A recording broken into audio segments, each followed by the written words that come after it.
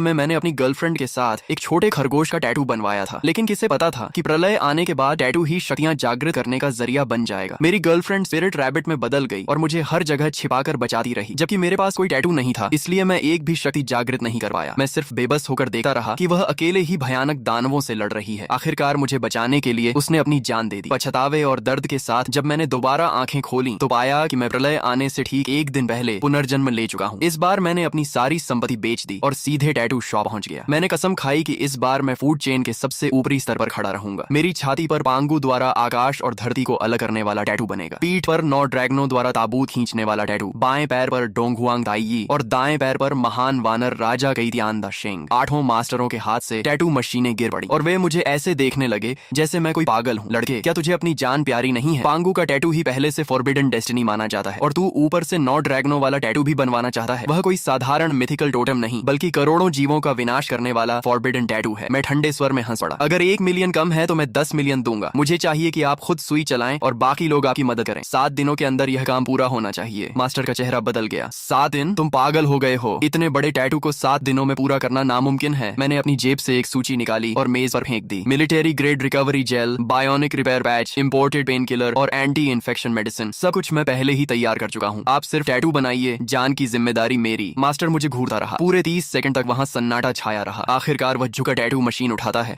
और भारी आवाज में कहता है, ठीक है, मैंने पूरी जिंदगी देवताओं के टैटू बनाए हैं, लेकिन तुम्हारे जैसा पागल कभी नहीं देखा। ये काम मैं स्वीकार करता हूँ। 3 दिन बाद जियांगजो शहर के बाहरी इलाके की गहरी पहाड़ियों में ब्लैकस्टोन नाम के एक परित्यक्त भूमिगत बेस में, यह जगह ऊपर से देखने पर शीत युद्ध के समय का एक पुराना एयर रेड शेल्टर लगती थी। बाद में इसे एक हेवी सिक्योरिटी प्रिजन में बदल दिया गया था, लेकिन मैं जानता था कि इसकी असली पहचान क्या है। यह पुराने युग का सील किया हुआ अंडरग्राउंड कमांड सेंटर था। इसकी मुख्य संरचना, एनर्जी वेल, वेंटिलेशन टनल और वाटर स्टोरेज सिस्टम आज भी मौजूद है। मैं यहाँ जंगल में नया ठिकाना बनाने नहीं आया था, बल्कि इसे दोबारा चालू करने, मजबूत बनाने और इसकी फायर पावर सिस्टम को बहाल करने आया था। इन 3 दिनों में मैं केवल एक बार ब्लैकस्टोन बेस गया। मैंने कॉन्ट्रैक्ट साइन किया, संरचना की जांच की और यह सुनिश्चित किया कि एनर्जी वेल तथा वेंटिलेशन सिस्टम अभी भी काम करने लायक है। बाकी सारे काम मैंने अपने वकीलों और कंस्ट्रक्शन टीम को सौंप दिए। मैं, जो पूरे जियांगजो में सबसे बड़ा फिजूल खर्च अमीर माना जाता था, सिर्फ इसे खरीदना नहीं चाहता था, बल्कि इसे पूरी तरह बदल देना चाहता था। मैंने बिना हिचकिचाए कॉन्ट्रैक्ट पर हस्ताक्षर किए और आदेश दिया, देश की सबसे बेहतरीन सिक्योरिटी कंस्ट्रक्शन टीम से संपर्क करो। 10 दिनों के भीतर मुझे यहाँ ऐसी प्रलयकालीन फोर्ट्रेस चाहिए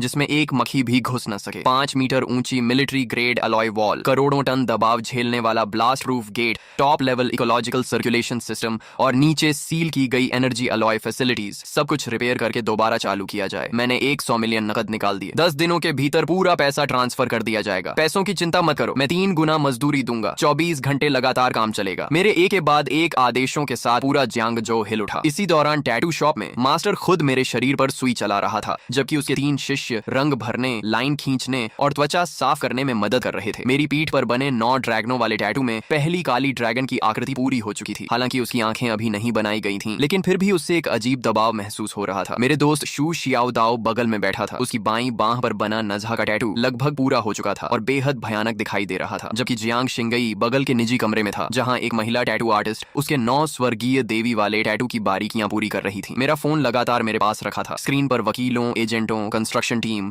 और मटेरियल सप्लायर्स के संदेश लगातार आ रहे थे। एक तरफ मैं सुई की पीड़ा सह रहा था और दूसरी तरफ अपनी सारी संपत्ति बेचकर पहाड़ों के बीच उस परित्यक्त जेल को खरीदने में लगा हुआ था। तभी मैंने एक लाइव स्ट्रीमिंग ऐप खोला और शहर की ट्रेंडिंग लिस्ट में पहले नंबर पर चल रहे लाइव रूम में प्रवेश किया। वहां कोई और नहीं बल्कि मेरा कट्टर दुश्मन जियांगजो के सबसे अमीर आदमी का बेटा शू रुई था। लाइव स्ट्रीम में शू रुई शहर के बीचों बीच बनी अपनी आलीशान हवेली में बैठा था। वह हाथ में रेड वाइन का गिलास घुमा रहा था और हंसते हंसते लोटपोट हो रहा था। किनली को आखिर क्या हो गया है? क्या उसे कोई बड़ा झटका लग गया है? वह जाकर पूरे शरीर पर गैंगस्टर जैसे टैटू बनवा रहा है। सच कहूं तो यह देखकर हंसी नहीं रुक रही। कैमरा हिलने के दौरान झाओ यूचिंग की कमर के पास एक नया लाल फूल जैसा टैटू दिखाई दिया, जो खून की तरह चमकीला और रहस्यमयी लग रहा था। मैंने उस पर एक नजर डाली और मेरी आंखें हल्की ठंडी हो गईं। Blood flower tattoo. पिछले जन्म में झाओ यूचिंग के पास यह टैटू नहीं था। लगता है इस बार शू रुई को खुश करने के लिए उसने काफी मेहनत की थी। शू रुई उत्साह से कैमरे की तरफ देखकर बोला, दोस्तों, कौन समझेगा मेरी बात? किनली ने न सिर्फ उस पहाड़ी इलाके के टूटे फूटे बंकर पर पैसा बर्बाद किया, बल्कि सुना है कि उसने 100 मिलियन से भी ज्यादा खर्च करके अलग अलग सुपरमार्केट से सुअर का मांस और चावल खरीदकर जमा कर लिया है। लगता है वह सच में उस बंकर में पूरी जिंदगी बिताने वाला है। यह सुनते ही लाइव स्ट्रीम की टिप्पणियां फट पड़ी। धत तेरे की, गरीबी ने मेरी कल्पना शक्ति को सीमित कर दिया। क्या सारे अमीर लोगों की मानसिक स्थिति इतनी एडवांस होती है? जियांग शिनई तो हमारी देवी है, वह भी उसके साथ बंकर में रहने चली गई। पुष्टि हो गई, यह आदमी पूरी तरह मानसिक रूप से असामान्य है, इसे सीधे मेंटल हॉस्पिटल भेज देना चाहिए। इंटरनेट पर फैलते मजाक और दानों को देखकर शू शियाओदाओ गुस्से से कांपने लगा। भाई लिए वह हरामखोर शू रुई, लेकिन मैं सुई के मेरी त्वचा में चुभने की पीड़ा महसूस करते हुए स्क्रीन पर शू रुई का घमंडी चेहरा देखता रहा। मेरी आंखों में कोई गुस्सा नहीं था, सिर्फ शांति थी। अभी जितना ऊंचा कूद रहा है, बाद में उतना ही बुरी तरह रोएगा। शियाओदाओ, सप्लाई ट्रकों पर नजर बनाए रखो, हमारे प्रलयकालीन किले में कोई भी गलती नहीं होनी चाहिए। मेरे पुनर्जन्म को पूरे 7 दिन बीत चुके थे। इन 7 दिनों में मैं लगभग इस भूमिगत कमरे से बाहर नहीं निकला। मास्टर गुइफू और उसके 3 शिष्य बारी बारी से काम करते रहे। दिन में लाइनें बनती, रात में रंग भरे जाते और देर रात टैटू की मरम्मत और सुधार होता। मेरी त्वचा को बचाने के लिए मैंने ब्लैक मार्केट से मिलिट्री ग्रेड रिकवरी जेल और बायोनिक रिपेयर पैच भी मंगवाए थे। हर बार जब कोई हिस्सा पूरा होता, उसे तुरंत रिकवरी जेल से सील कर दिया जाता, नहीं तो इतनी तीव्र प्रक्रिया में मेरी त्वचा बहुत पहले ही जवाब दे चुकी होती। 7वें दिन की देर रात सबसे अंदर वाले कमरे में टैटू मशीन की आवाज आखिरकार रुक गई। शू शियाओदाओ के हाथ पर बने नजहा और एयरलांग शेन के टैटू 2 दिन पहले ही पूरे हो चुके थे। जियांग शिनई का 9 हेवंस मिस्टिक मेडन टैटू भी कल पूरा हो गया था और अब मेरे शरीर पर 4 महान फॉरबिडन टोटम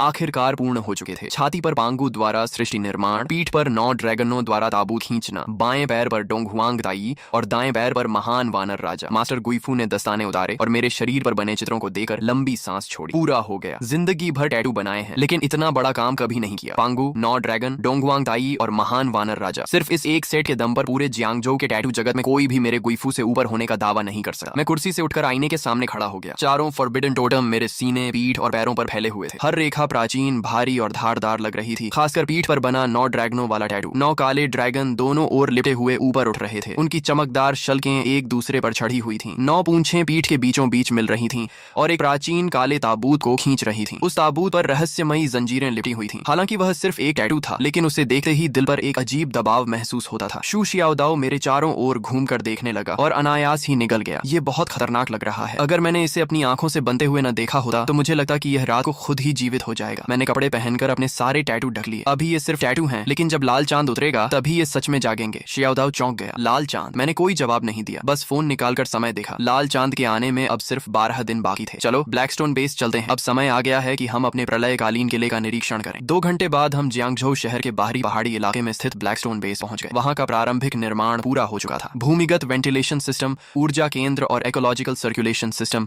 दोबारा चालू किए जा चुके थे। अगले 12 दिनों तक मैंने लगभग आराम नहीं किया। डीजल, भारी of road vehicles, backup generators, military grade protective suits और जितनी भी सर्वाइवल सप्लाईज खरीदी जा सकती थी, मैंने सब खरीद ली। बाहर की दुनिया को लग रहा था कि मैं पागल हो गया हूँ, लेकिन सिर्फ मुझे पता था कि सभ्य दुनिया के पास अब ज्यादा समय नहीं बचा है। लाल चांद के आने से 1 दिन पहले आखिरी खेप भी ब्लैकस्टोन बेस में पहुंच गई। गोदाम के अंदर चावल, आटा, पीने का पानी, डिब्बा बंद भोजन, ताजा मांस, दवाइयां, डीजल, बैकअप जनरेटर्स और मिलिट्री ग्रेड प्रोटेक्टिव सूट्स पहाड़ों की तरह जमा थे। 3 मंजिला भूमिगत गोदाम लगभग पूरी तरह भर चुका था। शू शियाओदाओ दरवाजे पर खड़ा होकर आंखें फाड़े देख रहा था। भाई लिए, क्या आप यहाँ अगले जन्म तक रहने वाले हैं? जियांग शिनई भी चुपचाप सब देख रही थी। वह पहले से जानती थी कि मैंने बड़ी मात्रा में सामान जमा किया है, लेकिन जब उसने अपनी आंखों से यह विशाल भूमिगत गोदाम देखा तो उसके माथे पर भी शिकन आ गई। किन लिए? आखिर आप किस चीज से डर रहे हैं? मैंने तुरंत जवाब नहीं दिया। मैं धीरे धीरे गोदाम के बीचों बीच चला गया और अपना दाहिना हाथ उठाया। अगले ही पल एक चमक हुई। 3 मंजिला ऊंचाई तक जमा हजारों टन सामान अचानक हवा में गायब हो गया। कुछ ही सेकंड पहले तक भरा हुआ गोदाम अब पूरी तरह खाली था। वहां सिर्फ भारी सामान के दबाव से बने निशान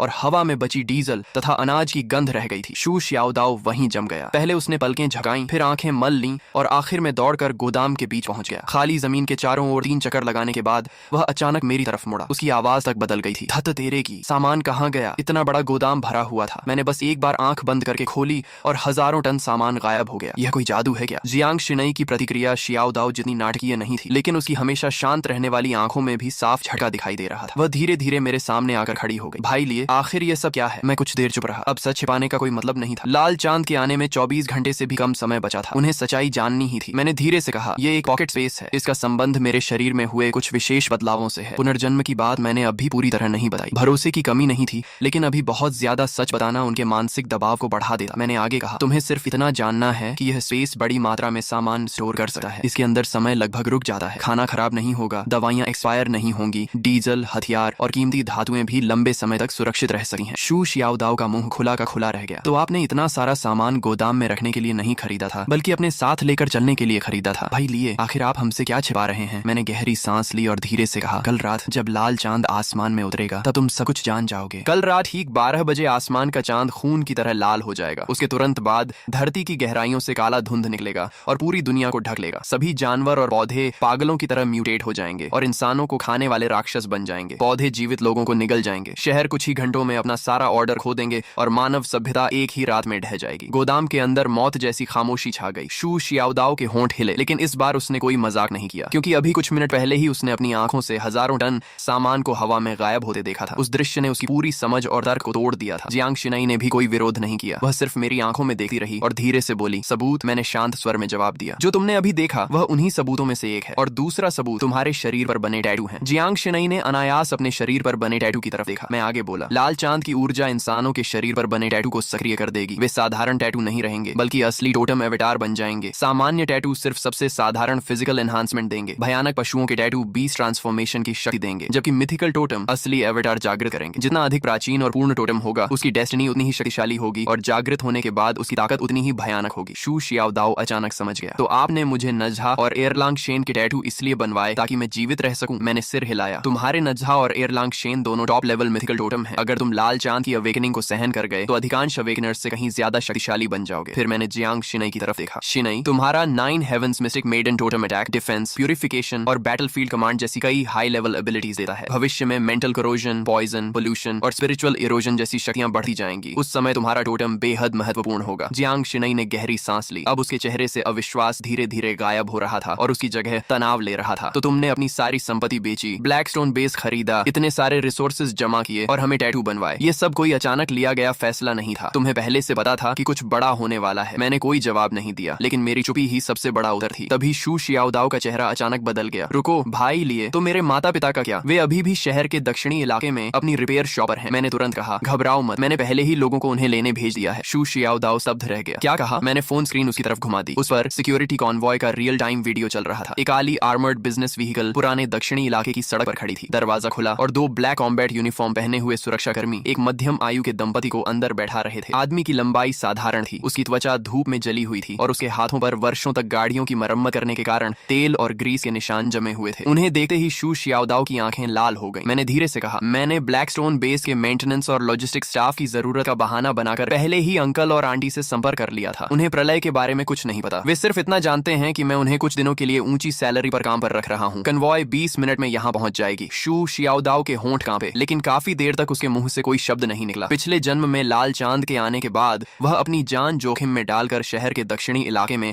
अपने माता पिता को बचाने गया था, लेकिन तब तक पूरा इलाका म्यूटेटेड रैट्स के झुंड से भर चुका था। उसे सिर्फ अपने पिता की टूटी हुई रिंच और अपनी माँ का पुराना एप्रन मिला था, जिसे वह कभी फेंकना नहीं चाहती थी। उसके बाद शू शियाओदाओ एक पागल आदमी की तरह हर दिन लड़ता और मारता रहा, जब तक कि आखिरकार वह एक बीस नेस्ट में मारा नहीं गया। लेकिन इस जन्म में मैं उसे दोबारा वह दर्द नहीं झेलने दूंगा। मैंने उसके कंधे पर हाथ रखा। चिंता मत करो, इस बार अंकल और आंटी की सुरक्षा की जिम्मेदारी मेरी है। शू शियाओदाओ ने सिर झुका लिया। उसके कंधे हल्के हल्के कांप रहे थे। काफी देर बाद उसने सिर उठाया। उसकी आंखें पूरी तरह लाल थीं। भाई लिए धन्यवाद। मैं बस हल्का सा मुस्कुरा दिया। जियांग शिनई ये सब चुपचाप देखती रही। कुछ देर बाद उसने धीमी आवाज में पूछा, तो मेरे पिता का क्या? मैंने शांत स्वर में जवाब दिया, जियांग अंकल अभी पूरी तरह सुरक्षित हैं। तुम जानती हो कि तुम्हारे पिता जियांग चेंगयुआन ड्रैगन नेशन के शीर्ष एनर्जी रिसर्च एकेडमिशियन हैं। आधा महीना पहले ही उन्हें सेना द्वारा राजधानी के अंडरग्राउंड बेस में ले जाया गया था, जहां वे highest level energy core project पर काम कर रहे हैं। वह जगह इस समय पूरे ड्रैगन नेशन की सबसे सुरक्षित जगहों में से एक है। यह सुनकर जियांग शिनई ने राहत की सांस ली। फिर मैंने थोड़ी देर रुकर कहा, जहां तक तुम्हारी माँ की बात है, मेरी आवाज धीमी पड़ गई। जियांग शिनई की माँ का कई साल पहले बीमारी के कारण निधन हो चुका था। यह हमेशा उसके दिल का सबसे गहरा घाव रहा था। जियांग शिनई ने आगे कोई सवाल नहीं पूछा। उसने बस हल्के से सिर हिला दिया। मैं समझ गई। मैंने उन दोनों की तरफ देखा और गंभीर आवाज में कहा, अब से ब्लैकस्टोन बेस पूरी तरह बंद रहेगा। कोई भी इस बेस से बाहर नहीं जाएगा। शू शियाओदाओ ने गहरी सांस ली और सिर हिला दिया। जियांग शिनई ने भी अनजाने में अपनी पीठ पर बने 9 हेवंस मिस्टिक मेडन के टैटू को छुआ। मैंने सिर उठाकर बेस के बाहर फैली रात की ओर देखा। सारी तैयारियां पूरी हो चुकी थीं। अब सिर्फ सही समय का इंतजार था। अगली सुबह ब्लैकस्टोन बेस के अंडरग्राउंड लिविंग एरिया में शू शियाओदाओ के माता पिता को सबसे सुरक्षित लिविंग कैबिन में रखा गया था। शू जियानगुओ अपनी जवानी में सैनिक रह चुके थे। हालांकि उन्हें यह नहीं पता था कि क्या होने वाला है, लेकिन बेस की सुरक्षा व्यवस्था देकर उन्होंने तुरंत महसूस कर लिया कि कुछ असामान्य है। उन्होंने ज्यादा सवाल नहीं किए, बस शू शियाओदाओ के कंधे पर हाथ रखकर कहा, प्रेसिडेंट चिन के साथ रहो और मेहनत से काम करो। दूसरी ओर ली गुइलान सुबह से ही किचन में व्यस्त थी। उन्होंने हम सबके लिए गर्मा गर्म डम्पलिंग्स का एक बड़ा बर्तन तैयार किया। शू शियाओदाओ खाते खाते आंखें लाल कर बैठा, लेकिन कुछ बोला नहीं, क्योंकि प्रलय आने से पहले घर का ऐसा गर्म खाना खाना बहुत से लोगों के लिए आखिरी सपना साबित होने वाला था। पिछली रात ही मैं सारी बची हुई सप्लाईज को पॉकेट स्पेस में रख चुका था। ब्लैकस्टोन बेस का आखिरी हेवी कार्बन अलॉय गेट भी तड़के पूरी तरह सील कर दिया गया था। पूरा अंडरग्राउंड फोर्ट्रेस रोशनी से जगमगा रहा था। वर्षों से बंद पड़ा अंडरग्राउंड एनर्जी कोर अब पूरी क्षमता से चल रहा था। मॉनिटरिंग स्क्रीन पर बाहर की दुनिया का 360 डिग्री व्यू दिखाई दे रहा था। शू शियाओदाओ हाथ में डंपलिंग्स का कटोरा लेकर मॉनिटर देख रहा था, जबकि जियांग शिनई विशाल स्क्रीन के सामने खड़ी होकर बाहरी डिफेंस सिस्टम की जांच कर रही थी। उसके शरीर पर बना 9 हेवंस मिस्टिक मेडन का टैटू पूरी तरह ठीक हो चुका था। उसकी ठंडी और शांत आभा में अब एक तेज धार जैसी शक्ति जुड़ गई थी। उसी समय मेरे फोन पर ट्रेंडिंग न्यूज का नोटिफिकेशन आया। शू रुई ने फिर से लाइव स्ट्रीम शुरू कर दी थी। स्क्रीन पर वह अब भी शहर के बीचों बीच बने अपने आलीशान विला में एक भव्य पार्टी कर रहा था। क्रिस्टल शैंडलियर्स, शैंपेन टावर, संगीत, सुंदर लड़कियां और अमीर घरानों के युवक युवतियां पूरे माहौल को अत्यंत शानदार बना रहे थे। मैंने समय देखा, लाल चांद के आने में अब 1 घंटे से भी कम समय बचा था। शू रुई ने झाओ यूचिंग को अपनी बाहों में लेकर कैमरे की तरफ देखा और हंसते हुए बोला, दोस्तों देखा आपने, वह पागल के लिए अब तक शायद किसी पहाड़ी बंकर में छिप चुका होगा। उसने अपनी संपत्ति बेच दी, टनों मांस और चावल खरीद लिए और जियांग शिनई को भी टैटू बनवाने ले गया। क्या उसे सच में लगता है कि दुनिया खत्म होने वाली है? झाओ यूचिंग उसके सीने से लगकर हंस पड़ी। यंग मास्टर शू, सच कहूं तो मैं भी देखना चाहती हूँ कि कल किनली अपनी बेइज्जती कैसे संभालेगा। शू रुई ने हाथ में पकड़ा वाइन ग्लास हिलाया और भी जोर से हंस पड़ा। अगर आज रात कुछ नहीं हुआ तो कल मैं खुद लोगों को लेकर उस पहाड़ी बंकर में जाऊंगा, उसका पूरा बंकर तोड़ दूंगा और फिर उसे अपने हाथों से मेंटल हॉस्पिटल भेजूंगा। लाइव स्ट्रीम में लाखों लोग हंस रहे थे। पूरा चैट रूम मजाक और तानों से भरा हुआ था, लेकिन ब्लैकस्टोन बेस के अंदर सिर्फ एनर्जी कोर की गूंज सुनाई दे रही थी। मैंने अपनी घड़ी की ओर देखा, 23:50। लाल चांद के आने में सिर्फ 10 सेकंड बाकी थे। बाहर की दुनिया अब भी जश्न मना रही थी, जबकि हमारे बेस के भीतर सन्नाटा पसरा हुआ था। 10, 9, 8। मैंने धीरे से हाथ में पकड़ा कांटा और चम्मच नीचे रख दिया। 3, 2,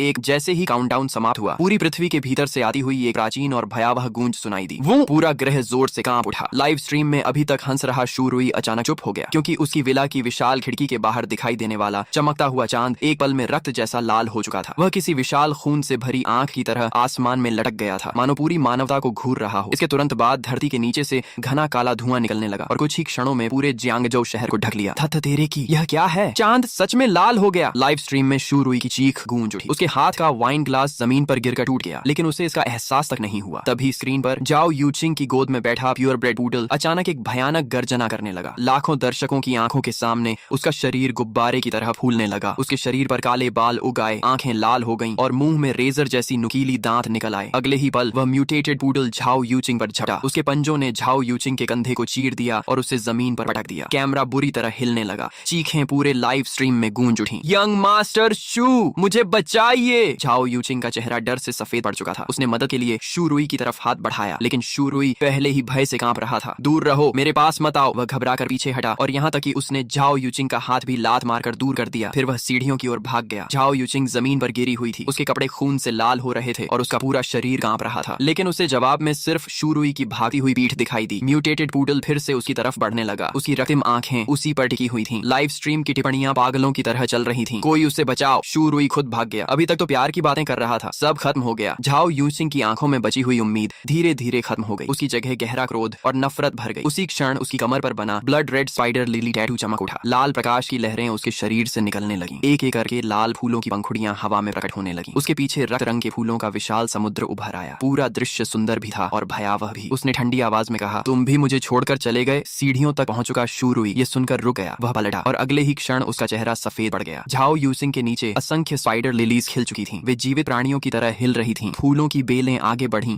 और म्यूटेटेड पूडल के पैरों को जकड़ लिया। अभी कुछ क्षण पहले तक उग्र दिखने वाला वह राक्षसी कुत्ता अब किसी दूह स्वप्न में फंसा हुआ प्रतीत हो रहा था। वह जमीन पर गिरकर कांपने लगा। झाओ यूचिंग दीवार का सहारा लेकर खड़ी हुई। उसके कंधे का घाव लाल फूलों से ढक चुका था। उसके चेहरे पर एक रहस्यमयी मुस्कान उभर आई। पूरी लाइव स्ट्रीम फट पड़ी। धत तेरे की, वह जाग गई। उसके शरीर पर फूल खिल रहे हैं। ये कैसी शक्ति है? बहुत डरावना है। अगले ही पल स्क्रीन काली हो गई। लाइव स्ट्रीम अचानक बंद हो गई। मैंने अपने फोन की काली स्क्रीन को देखा और होठों पर ठंडी मुस्कान आ गई। येलो स्प्रिंग्स, स्पाइडर लिली, फूल खिलते हैं लेकिन वापसी का रास्ता नहीं छोड़ते। झाओ यूचिंग ने इस जन्म में अपने लिए सचमुच एक उपयुक्त भाग्य चुना है। तभी शू शियाओदाओ की कांपती आवाज सुनाई दी, भाई लिए बाहर सब कुछ बिखर गया है। वह मॉनिटरिंग स्क्रीन पर दिखाई दे रहे शहर के दृश्य को देख रहा था। मैंने तुरंत कहा, बाहर मत देखो, अपने मन को स्थिर रखो, क्योंकि इसी समय लाल चांद की ऊर्जा बेस की मोटी चट्टानों को भेद कर हमारे शरीरों तक पहुंच चुकी थी। शू शियाओदाओ और जियांग शिनई दोनों दर्द से कराह उठे। लाल चांद की ऊर्जा उबलते हुए लावे की तरह उनके शरीरों में प्रवेश कर रही थी। शू शियाओदाओ की बाईं बांह पर बना नझा का टैटू भयंकर अग्नि में बदल गया। दाईं बांह पर बने एरलांग शेन की तीसरी आंख चमक उठी और सुनहरी रोशनी चारों ओर फैल गई। जियांग शिनई की पीठ पर बना 9 हेवंस मिस्टिक मेडन टोटम प्रकाश में बदल गया। दैवीय आभा ने उसे हवा में उठा लिया। उसका शांत स्वभाव अपवित्र और अजेय प्रतीत हो रहा था। वे दोनों जाग चुके थे। उन्होंने अवेकनिंग प्राप्त कर ली थी, लेकिन मेरे साथ जो हो रहा था वह उनसे कहीं कहीं अधिक भयानक था। मेरे शरीर में प्रवेश करने वाली लाल चांद की ऊर्जा उनकी तुलना में 10 गुना अधिक थी। अचानक पूरे अंडरग्राउंड फोर्ट्रेस में 9 गहरी ड्रैगन गर्जनाएं गूंज उठी। मेरी पीठ पर बना 9 ड्रैगन पुलिंग कॉफिन टोटम पूरी तरह जाग चुका था। 9 विशाल काले ड्रैगनों की परछाइयां मेरी पीठ से बाहर निकल आईं। उनके शरीर पर्वतों जैसे विशाल थे। उनकी शल्कें बर्फ जैसी ठंडी चमक रही थी। उनकी रक्तिम आंखें एक साथ खुल गईं। उनके पीछे एक प्राचीन काला ताबूत हवा में तैर रहा था। उस ताबूत पर लिपटी हुई लाल काली जंजीरें एक एक करके तनने लगीं। एक अवर्णनीय फॉरबिडन प्रेशर पूरे अंडरग्राउंड फोर्ट्रेस में फैल गई। शू शियाओदाओ का चेहरा सफेद पड़ गया और वह कई कदम पीछे हट गया। यहाँ तक कि जियांग शिनई के पीछे खड़ी 9 हेवंस मिस्टिक मेडन एवेटार भी हल्की कांप उठी, मानो उसे स्वाभाविक रूप से खतरा महसूस हो रहा हो। मेरे बाएं पैर पर बना दोंग हुआंग ताई टोटेम सूर्य जैसी अग्नि से जल उठा। ऐसा लग रहा था मानो वह पूरी दुनिया को भस्म कर सका हो। मेरे दाएं पैर पर महान वानर राजा की परछाई प्रकट हुई। उसके भीतर से असीम युद्ध शक्ति फूट रही थी। स्वर्ग और धरती को चुनौती देने वाली वह शक्ति हर चीज को कुचल देना चाहती थी। चारों सर्वोच्च टोटम एक साथ जाग चुके थे, लेकिन अगले ही पल मैंने उन्हें जबरदस्ती दबा दिया। चारों फॉरबिडन टोटम बहुत अधिक शक्तिशाली थे। मेरी वर्तमान क्षमता इतनी नहीं थी कि मैं बिना किसी कीमत के उन सबको एक साथ पूरी तरह सक्रिय रख सकूं। पांगु शक्ति का प्रतीक था। 9 ड्रैगन्स पुलिंग कॉफिन दमन और विनाश का प्रतीक था। गर्रा! म्यूटेटेड बोर किंग ने एक भयानक दहाड़ लगाई और चारों पैरों से पूरी ताकत के साथ मेरी ओर दौड़ पड़ा। उसका विशाल शरीर किसी हैवी टैंक की तरह जमीन को रौंदता हुआ मेरी तरफ आ रहा था। भाई लिए सावधान, ये लेवल 1 पीक बीस्ट किंग है। शू शियाओदाओ अनायास मेरी मदद के लिए आगे बढ़ने लगा। पीछे हटो, मैंने ठंडी आवाज में सिर्फ 2 शब्द कहे। मैं अपनी जगह से टस से मस नहीं हुआ। न मैं पीछे हटा और न ही बचने की कोशिश की। ठीक उसी क्षण जब बोर किंग के भाले जैसे नुकीले दांत मेरी छाती को भेदने वाले थे, मैंने हरकत की। कोई जटिल टेक्निक नहीं, कोई शानदार चाल नहीं। मैंने बस अपना दाहिना हाथ उठाया और मुट्ठी बांध ली। पांगु की शक्ति, मैंने मन ही मन कहा। मेरी छाती पर बना पांगु टोटेम अचानक गहरे सुनहरे प्रकाश से चमक उठा। एक धुंधली प्राचीन दैत्याकार आकृति मेरी मुट्ठी पर इकट्ठी होने लगी। अगले ही पल मैंने मुक्का चलाया। धड़ाम! कई टन वजनी म्यूटेटेड बोर किंग चीखने तक का मौका नहीं पा सका। उसका विशाल शरीर कीचड़ की तरह जमीन पर गिर पड़ा। एक ही मुक्के में लेवल 1 बिग बीस्ट किंग का इंस्टेंट किल। उसी समय मेरी पीठ से 9 गहरी ड्रैगन गर्जनाएं सुनाई दी। 9 ड्रैगन्स पुलिंग कॉफिन की विशाल छाया मेरे पीछे प्रकट हो गई। 9 काले ड्रैगनों ने धीरे धीरे अपनी रक्तिम आंखें खोली और उस प्राचीन काले ताबूत को खींचते हुए आकाश में मंडराने लगे। 9 ड्रैगन सप्रेशन! मेरी आवाज गूंजी। गड़गड़ा! काले ताबूत की छाया हल्के से कांपी। अगले ही पल ऐसा दबाव फैला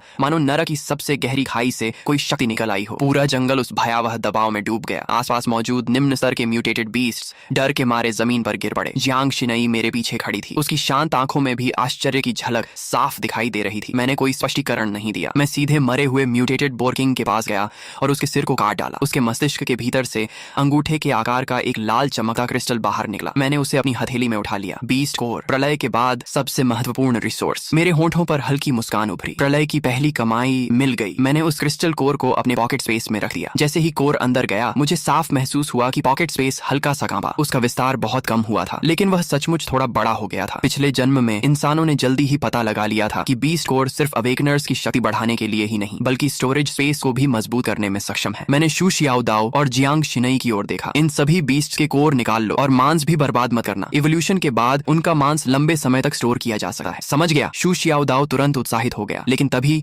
दूर पहाड़ी रास्ते की दिशा से अफरा तफरी की आवाजें आने लगीं। बचाओ! बचाओ! हमने मुड़कर देखा। लगभग दर्जन भर आदमी बुरी हालत में जान बचाकर हमारी दिशा में भाग रहे थे। वे गिरते पड़ते ब्लैकस्टोन बेस की तरफ दौड़ रहे थे। उनके पीछे चीते जितने बड़े कई म्यूटेटेड ब्लड ब्लेड मैंटिसेस उनका पीछा कर रहे थे। मैंने आंखें सिकोड़ कर ध्यान से देखा। सबसे आगे दौड़ रहा आदमी मुझे पहचान में आ गया। लियू फैटी, वही कॉन्ट्रैक्टर जिसने ब्लैकस्टोन बेस के बाहरी निर्माण का काम संभाला था। पिछले जन्म में जब मैं बर्बाद हो चुका था, इसी आदमी और उसके साथियों ने मुझे और भी मुसीबत में धकेल दिया था। उन्होंने मेरा इस्तेमाल करके खुद को बचाया था। बॉस चिन, यंग मास्टर चिन, हमें बचा लीजिए! लियू फैटी चीखते हुए मेरी तरफ दौड़ा। जल्दी हमें अंदर आने दीजिए, हम सब जियांगझोउ के ही लोग हैं। आप हमें मरने के लिए नहीं छोड़ सकते। मैं वहीं खड़ा रहा और ठंडी निगाहों से उसे देखता रहा। मरने के लिए नहीं छोड़ सकता? मेरी आंखों में बर्फ जैसी ठंडक चमक उठी। पिछले जन्म में जब तुम लोगों ने मुझे धक्का देकर मौत के मुंह में भेजा था, तब क्या तुम्हें याद था कि हम सब एक ही शहर के लोग हैं? लियू फैटी स्तब्ध रह गया। वह मेरे शब्दों का मतलब नहीं समझ सका, लेकिन मेरी आंखों में जो भाव था उसे वह अच्छी तरह पढ़ सकता था। वह किसी उद्धारकर्ता की नजर नहीं थी, वह ऐसी नजर थी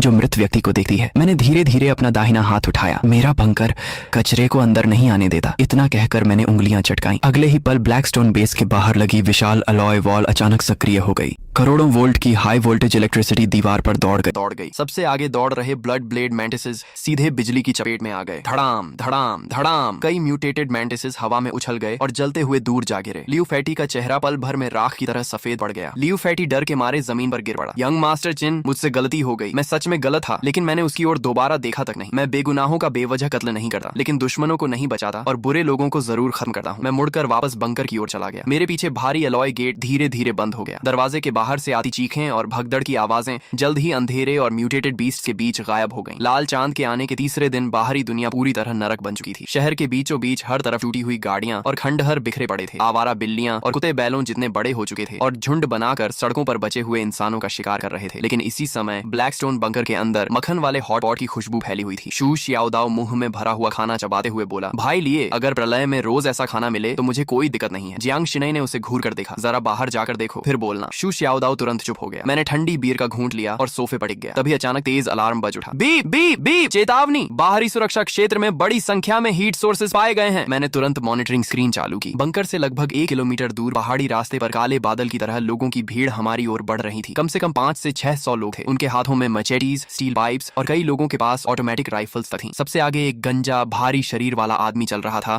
जिसके शरीर पर एक विशाल रक्तिम अजगर का टैटू लिपटा हुआ था। चिंगलोंग गैंग का सरगना लोंग वू। पिछले जन्म में यह आदमी अपने S rank blood Python totem के बल पर शुरुआती प्रलय काल में अत्याचार करता फिरता था। मुझे उम्मीद नहीं थी कि इस जन्म में वह सीधे मेरे बंकर पर नजर डाल देगा। स्क्रीन पर लोंग वू अपना विशाल चाकू कंधे पर रखे चिल्ला रहा था, अंदर छिपे कायरों, मुझे पता है कि तुमने कई जन्मों जितना राशन जमा कर रखा है। अभी दरवाजा खोलो, सारा सामान और औरतें हमें सौंप दो। अगर मेरा मूड अच्छा हुआ तो तुम्हें जिंदा छोड़ दूंगा, नहीं तो आज मैं इस पूरे बंकर को उड़ा दूंगा। शू शियाओदाओ गुस्से से खड़ा हो गया। ये हरामखोर जियांग शिनई तक पर नजर डाल रहे हैं। लेकिन मैं मुस्कुरा दिया। घबराओ मत, करोड़ों खर्च करके जो डिफेंस सिस्टम लगाया है उसे काम करने का मौका तो मिलना चाहिए। बाहर लोंग वू काफी देर तक इंतजार करता रहा। जब कोई जवाब नहीं मिला तो वह गुस्से से चिल्लाया, चेहरा दिखाने की भी हिम्मत नहीं है, रॉकेट लॉन्चर तैयार करो, इस दरवाजे को उड़ा दो। 3 रॉकेट मिसाइल्स आग की लकीर बनाते हुए बंकर के गेट से टकराई। धड़ाम धड़ाम धड़ाम, विस्फोटों की आवाज रात के आसमान में गूंज उठी। चिंगलोंग गैंग के लोग खुशी से चिल्लाने लगे, उड़ गया होगा, क्या प्रलय किला हमारे बॉस लोंग के सामने सब कबाड़ है। लेकिन जैसे ही धुआं छंटा सबकी मुस्कान जम गई। चांदी जैसे रंग का विशाल एलॉय गेट अब भी वहीं खड़ा था। उसकी सतह पर एक खरोंच तक नहीं आई थी। लोंग वू का चेहरा बदसूरत हो गया। फिर से हमला करो। तभी दीवार के ऊपर लगे मेटल पैनल्स धीरे धीरे खुलने लगे। कड़क कड़क कड़क, छिपे हुए कंपार्टमेंट से 12 6 barrel Gatling heavy machine guns बाहर निकल आईं। उनके काले मुंह सीधे भीड़ पड़ गए। मॉनिटरिंग रूम में बैठा मैं हाथ में वाइन ग्लास लिए शांत स्वर में बोला, एक बार चेतावनी दो। अगले ही पल बाहरी ब्रॉडकास्ट सिस्टम गूंज उठा, यह ब्लैकस्टोन बेस की निजी संपत्ति है, तुरंत यहाँ से चले जाओ, अन्यथा परिणामों के लिए स्वयं जिम्मेदार होंगे। निजी संपत्ति? लोंग वू हंस पड़ा। भाड़ में गई निजी संपत्ति, सब लोग हमला करो। मैंने अपना वाइन ग्लास मेज पर रखा। फायर। अगले ही सेकंड 12 गैटलिंग गन्स एक साथ गरज उठी। तड़ तड़ तड़ तड़ तड़, आर्मर पियर्सिंग बुलेट्स का तूफान पहाड़ी रास्ते पर टूट पड़ा। चिंगलोंग गैंग के लोग दर्जनों की संख्या में गिरने लगे। सिर्फ 30 सेकंड में पूरा इलाका चीखों से भर गया। 200 से ज्यादा गुंडे जमीन पर तड़प रहे थे। बाकी बचे लोग डर के मारे पीछे भागने लगे। मैं मॉनिटरिंग रूम में बैठा रहा। मेरे चेहरे पर कोई भाव नहीं था। प्रलय में कुछ लोग बचाए जाने के लायक नहीं होते। Cease fire. मैंने फायर कंट्रोल बंद कर दिया। बाहर 500-600 लोगों की भीड़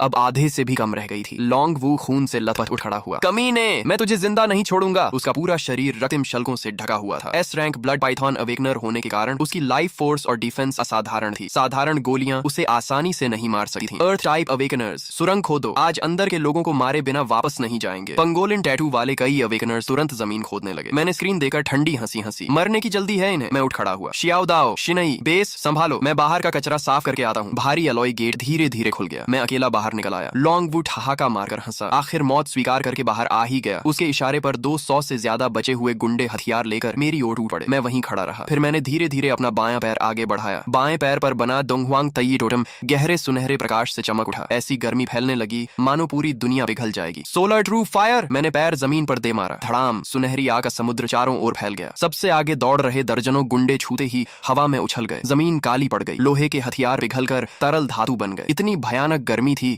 कि कोई मेरे पास आने की हिम्मत नहीं कर सका। सिर्फ एक बार में 200 से ज्यादा लोग पूरी तरह टूट गए। कुछ ही सेकंड में पूरा मैदान खाली हो गया। अब वहां सिर्फ लोंग वू अकेला खड़ा था। उसके घुटने कांप रहे थे। फिर वह धड़ाम से घुटनों के बल गिर पड़ा। राक्षस, तू आखिर है क्या? मैं उसकी ओर बढ़ने लगा। हर कदम के साथ उसका मानसिक संतुलन टूटा जा रहा था। असंभव, ये किसी एफ रैंक अवेकनर की ताकत नहीं हो सकती। असंभव। अचानक उसकी आंखों में पागलपन चमक उठा। उसने अपनी जीभ काटी और खून की एक धार अपने ब्लड पाइथन टैटू पर उगल दी। अगले ही पल उसकी हड्डियां खींचने लगी। शरीर पर शल्क उगाए। उसका पूरा शरीर बदलने लगा। कुछ ही सेकंड में वह 20 मीटर से लंबा और पानी के टैंक जितना मोटा विशाल ब्लड पाइथन बन गया। S rank totem complete awakening. वह पागलों की तरह गरजा, मैं तुझे निगल जाऊंगा। विशाल अजगर ने मुंह खोला। उसका जबड़ा इतना बड़ा था कि एक आर तक निगल सकता था। वह सीधे मेरी ओर झपटा। उसके साथ आने वाली दुर्गंध भरी हवा से जमीन के पत्थर तक उड़ने लगे। मैं हंस पड़ा। सिर्फ बड़ा हो जाने से कोई ताकतवर नहीं बन जाता। मैंने अपना दायां पैर आगे बढ़ाया। Great sage equal to heaven, battle against the heavens. मेरे दाएं पैर पर बना सन वुकोंग टोटम विस्फोट की तरह चमक उठा। आसमान तक पहुंचती युद्ध ऊर्जा चारों ओर फैल गई। अगले ही पल मेरा शरीर सुनहरी रोशनी से ढक गया। मेरी नसों में बहता रक्त गरजते हुए ड्रैगन जैसा महसूस हो रहा था। मेरे पीछे एक विशाल युद्ध अवतार प्रकट हुआ। उसके शरीर पर पर्पल गोल्ड आर्मर थी और सिर पर फीनिक्स विंग क्राउन। जैसे ही उसकी सुनहरी आंखें खुली, ऐसा लगा मानो पूरे आकाश को ढकने वाला काला धुआं बीच से चीर दिया गया हो। ब्लड पाइथन मुझ पर टूट पड़ा, लेकिन मैं पीछे हटने के बजाय उसकी ओर दौड़ा। मेरा शरीर दो के गोले की तरह हवा में उछला। मैंने एक ही छलांग में उसके निचले जबड़े पर पैर रख दिया और उसके विशाल सिर को जबरदस्ती पीछे झुका दिया। ब्लड पाइथन दर्द से चीख उठा। उसका विशाल शरीर पागलों की तरह तड़पने लगा ताकि मुझे नीचे गिरा सके, लेकिन मैं उसके सिर पर ऐसे खड़ा था जैसे किसी पर्वत की चोटी पर खड़ा हूँ। वह मुझे हिला तक नहीं पाया। गुस्से में ब्लड पाइथन ने अपनी विशाल पूंछ घुमाई। उसके रास्ते में आने वाले पत्थर और पेड़ सब चकनाचूर हो गए। मैंने अपना दायां हाथ उठाया और मेरे पीछे खड़े सन वुकोंग एवाटार ने भी वही किया। शून्य में सुनहरी युद्ध अग्नि से जलती हुई एक विशाल स्टाफ बनने लगी। उसके ऊपर बने प्राचीन सिंबल्स एक एक करके चमकने लगे। वह बिल्कुल रूई जिंगू बैंग जैसी दिख रही थी। मैंने उस स्टाफ की छाया को मजबूती से पकड़ लिया। उसी क्षण एक भयानक युद्ध ऊर्जा मेरे पूरे शरीर में दौड़ गई। घुटनों पर गिर जा। मैंने स्टाफ को पूरी ताकत से घुमाया। धड़ाम! गोल्डन स्टाफ और ब्लड पाइथन की विशाल पूंछ टकरा गए। हवा फट गई। शॉकवेव तूफान की तरह पूरे जंगल में फैल गई। वह पूंछ जो आर्मर्ड व्हीकल्स तक तोड़ सकती थी, मेरे एक बार में चकनाचूर हो गई। उसके शल्क फट गए और पूरी पूंछ पीछे उछल गई। पहली बार ब्लड पाइथन की आंखों में डर दिखाई दिया। असंभव! मैं एस रैंक ब्लड पाइथन हूँ। तुम मुझे दबा कैसे सकते हो? मैं उसके सिर पर खड़ा उसे नीचे देख रहा था। क्योंकि तुम्हारा तथाकथित एस रैंक फॉरबिडन टोटम्स के सामने कुछ भी नहीं है। इतना कहकर मैंने दोनों हाथों से गोल्डन स्टाफ को पकड़ लिया और ऊपर उठा लिया। मेरे पीछे खड़ा सन वुकोंग अवतार अचानक बढ़ने लगा। 10 मीटर, 30 मीटर, 50 मीटर। अंत में वह आसमान छूती हुई विशाल सुनहरी बैटल फॉर्म में बदल गया। उसके पैरों के नीचे काला धुआं था और सिर के ऊपर लाल चांद। उसके हाथ की गोल्डन स्टाफ किसी स्वर्गीय स्तंभ जैसी लग रही थी। अगले ही पल उसने ब्लड पाइथन की कमजोर जगह पर पूरी ताकत से वार कर दिया। Battle heaven smash! धड़ाम! ऐसा लगा जैसे पूरा पहाड़ उछल गया हो। धरती फट गई। पत्थर आसमान में उड़ गए। ब्लड पाइथन का विशाल शरीर सीधे जमीन में धंस गया। उसके शल्क एक एक करके फटने लगे। भयानक बैटल एनर्जी उसकी हड्डियों में दौड़ गई और उसके शरीर की सारी लाइफ फोर्स को चकनाचूर कर दिया। ब्लड पाइथन की आंखें सिकुड़ गईं। उसका शरीर कुछ बार तड़पा और फिर हमेशा के लिए शांत हो गया। उस वार की बची हुई शक्ति ने पूरे पहाड़ पर फैले काले धुएं को भी दूर उड़ा दिया। मैंने गोल्डन स्टाफ की छाया वापस समेट ली और आराम से जमीन पर उतर गया। मेरे पीछे खड़ा सन वुकोंग अवतार धीरे धीरे गायब हो गया। सिर्फ मेरे दाएं पैर का टोटम हल्की सुनहरी चमक छोड़ रहा था। एस रैंक अवेकनर लॉन्ग वू एक ही वार में मारा गया। मैंने हाथ को चाकू की तरह इस्तेमाल करके